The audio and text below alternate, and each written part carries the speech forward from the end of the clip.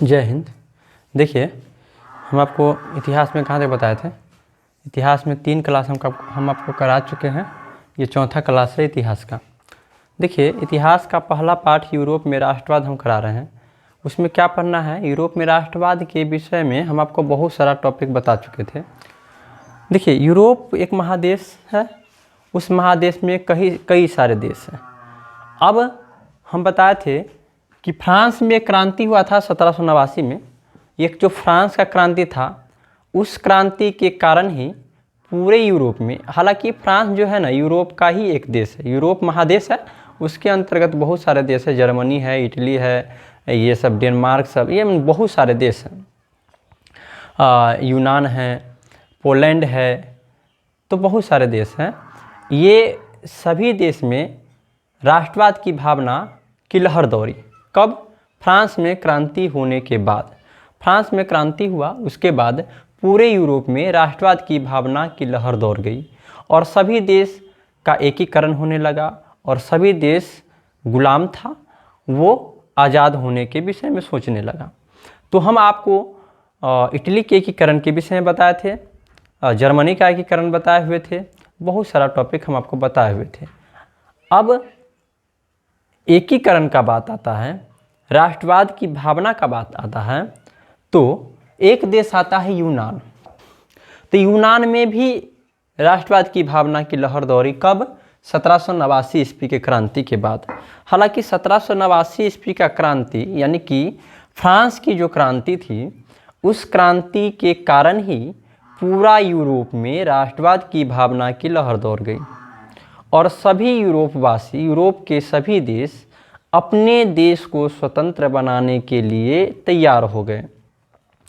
हम आपको इटली, जिसमें कुछ बड़े बड़े देश के विषय में हमको पढ़ना था, जिसमें इटली, जर्मनी, ये सब हम आपको बताए थे।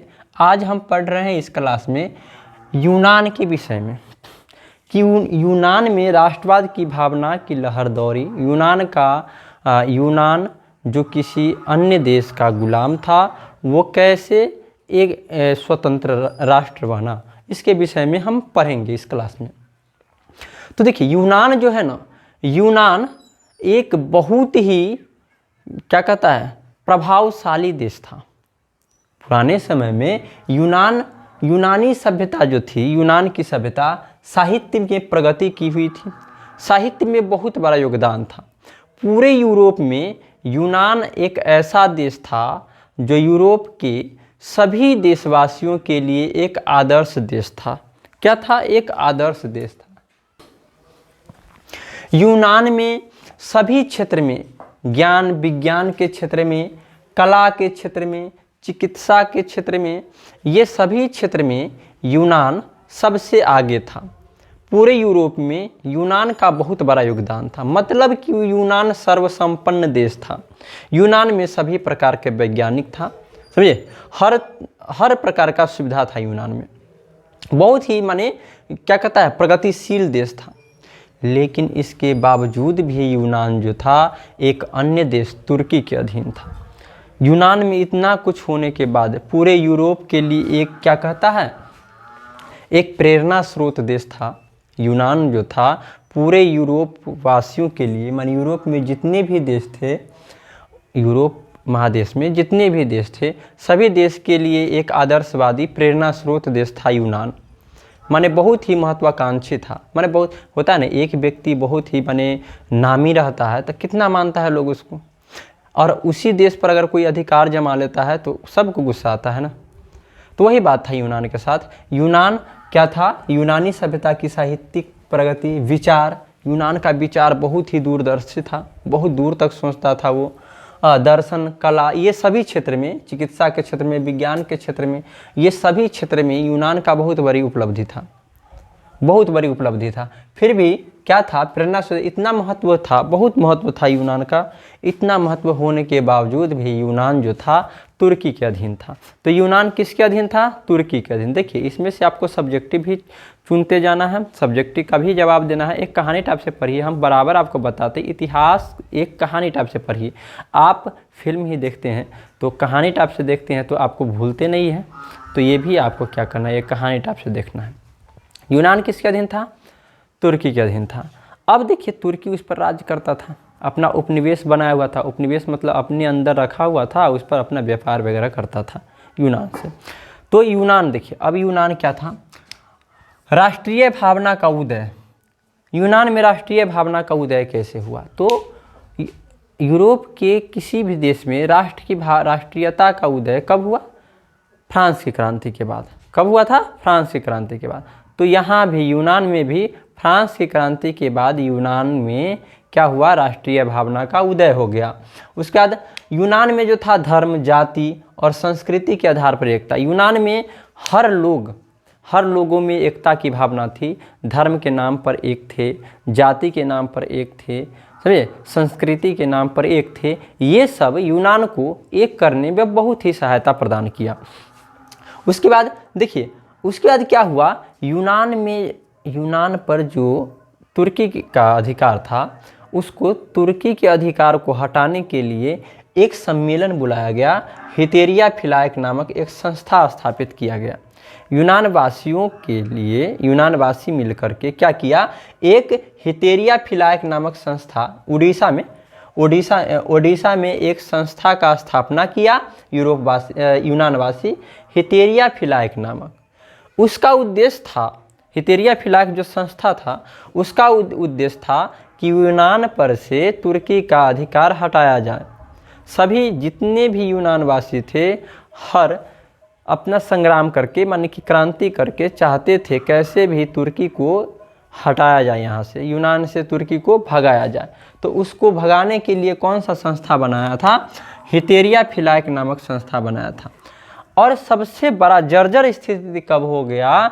जब इंग्लैंड के एक कवि, महान कवि थे, इंग्लैंड के महान कवि यूनान आए हुए थे। उन कवि का नाम था लॉर्ड बायरन। इंग्लैंड के एक महान कवि थे लॉर्ड बायरन। वो कहाँ आए थे?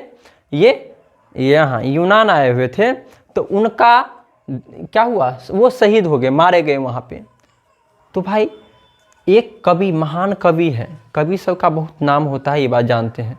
तो कवि थे। अब उसके बाद क्या हुआ? उसका शहीद हो जाना। वहाँ पे तुर्की का अधीन था। तुर्की के जितना भी माने तुर्की के लोग थे, माने कि तुर्की का क्या कहता है, सैनिक वगैरह, वो सब किसको मार दिया? लॉर्ड बायरन को। अब लॉर्ड बायरन को मार दिया तो भाई महान कवि है तो सभी देश का सम्मान रहे उसके प्रति। तो भाई तुर्की वाले को तो छोड़ेगा नहीं। बहुत गलत काम किया तुर्की वाला, गुस्सा आ गया। और उससे भी ज़्यादा बहुत गलत कर रहा था तुर्की। उससे भी ज़्यादा विस्फोट कब हो गया? जब यूनान में स्वतंत्रता सेनानी, यूनान के लोग सब एक स्वतंत्रता सेनानी था, माने स्वतंत्र होने के लिए लोग इकट्ठे थे। उन स्वतंत्रता सेनानियों को यूनानवासी जो थे स्वतंत्रता सेनानी तैयार किए। क्यों? तुर्की को हटाने के लिए। उस स्वतंत्रता सेनानी को तुर्की वालों ने बहुत मारा, बहुत कुचलवा दिया, उसको मारा बहुत। अब मारा बहुत, अब भाई स्वतंत्रता सेनानी को मारेगा तो यूनान की जनता क्या चुप रहेगा? वो चुप नहीं बैठा और उसी समय सोच लिया कि हमको क्या करना है, तुर्की को यहाँ से कैसे भी हटा देना है। उसके बाद क्या किया? 1827 में एक सम्मेलन बुलाया गया। 1827 में एक सम्मेलन कहाँ पे बुलाया गया? लंदन में एक सम्मेलन बुलाया गया। और उसमें यूरोप के बड़े बड़े देश थे, इंग्लैंड, फ्रांस और रूस। ये 3 बड़े बड़े देश उस सम्मेलन में क्या कहे? लंदन में सम्मेलन बुलाया गया 1827 में। तो यूनान को कहे कि आप तुर्की को यहाँ से भगाइए, हम आपका साथ देंगे।